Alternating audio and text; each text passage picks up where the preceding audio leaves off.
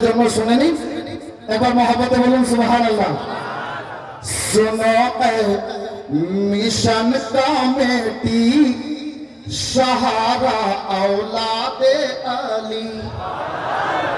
কমিটির লোকদেরকে বলছি, দাদা ভাই চাচা যিনারা আছেন শুনুন।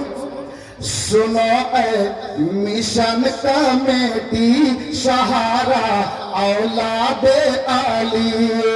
अरे आले ना पीर वसीला केते, आले ना पीर वसीला केते, जाते सब मुश्किल করেছে যারা এ মাহফিল। নবীজির আশিক তাদের দিল, নবীজির প্রেমিক তাদের দিল। अब मक्ता से छंद मोहब्बत बोलूं सुबहानअल्लाह। सुन रे ওয়াদম আসমাউল জীবনে অনেক করলি ভুল। শুন রে ওয়াদম আসমাউল জীবনে অনেক করলি ভুল।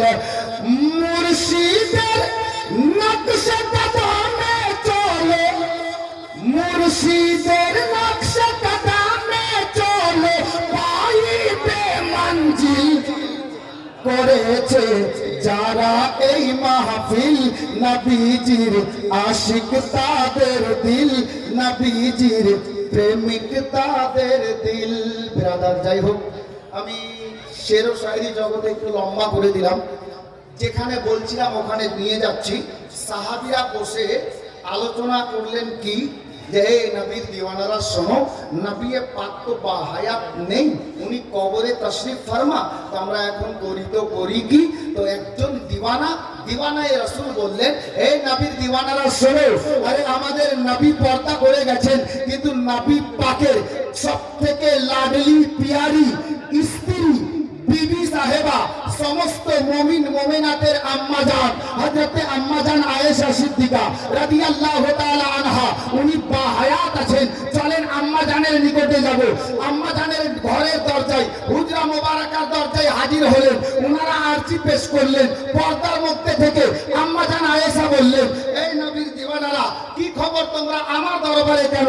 উনারা বললেন, ওগো আম্মা জান আয়েশা, আমরা বড় মুশকিলে পড়েছি। মদিনায় পানির অভাব দেখা গেছে, পানির অভাবের কারণে আমাদের অনেক অসুবিধা হয়ে গেছে।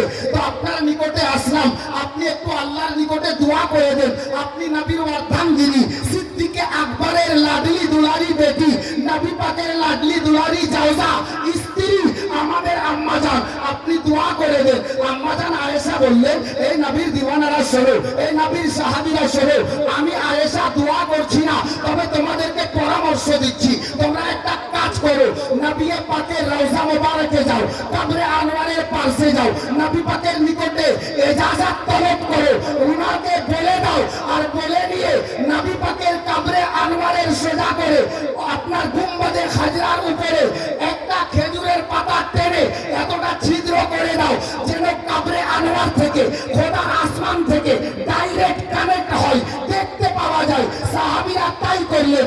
নবী দরবারে আরজি পেশ করে, নবী পাকের অর্ধাঙ্গিনী সমস্ত মুমিন মুমিনাতের জননী বললেন, এই নবীর দিওয়ানারা শোনো, সারা জগতের লোকের কাছে নবী মরতে পারে, আমার নবী কাল যেমন জিন্দা ছিলেন, আমি আয়েশার নিকটে নবী আজও তেমন জিন্দা আছেন।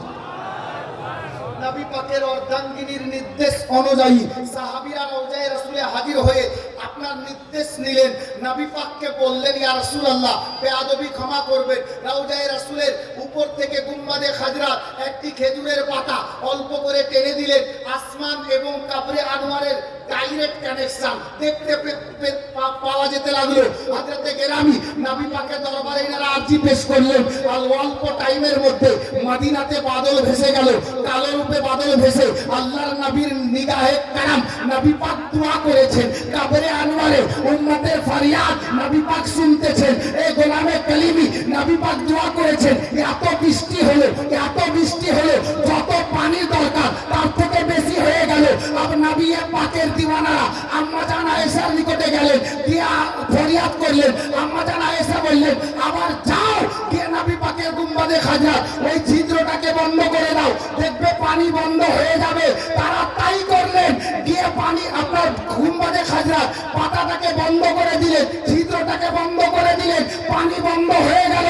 বুঝতে পারা গেল নবী দুনিয়াতে থাকা অবস্থায় উম্মতে মুহাম্মাদী নিজের উম্মতের ফরিয়াদ যেমন শুনতেন, কাবরে আনোয়ার থেকেও নিজের উম্মতের ফরিয়াদ নবী শুনেন। জোরে বলুন আমাদের নবী জিন্দা নবী। আজকে আমাদের খুশনসিবি আলে নবী, ওই বাগানের পরস্ফুটিত ফুল আলে রাসূল আমাদের সামনে উপস্থিত। গোলামে কালিমি, আমি চলুন এই পবিত্র মাহফিলে বসে একটা দিওয়ানায়ে রাসূলকে বলবো, আমরা আলে নবীকে পীর হিসাবে পেয়েছি, এটা আমাদের কিসমতের ব্যাপার। আজকে আমাকে কোন দিক